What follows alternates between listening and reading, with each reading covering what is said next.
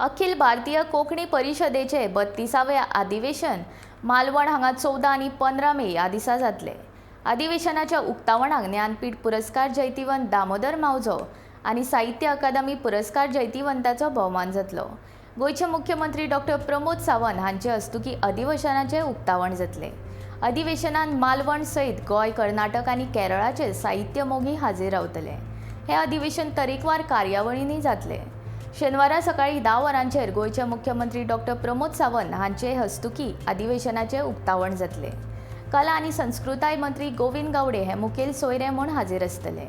लेखक आनी संघटक अरुण अभयकर हे परिशदेचे अध्यक्ष आसतले। कवी संमेलनां, चर्चा सत्रां तशेंच सांस्कृतीक कार्यावळी अधिवेशनांत जातल्यो। आयतारा दनपारा अधिवेशनाचो समारोप सुवाळो जातलो।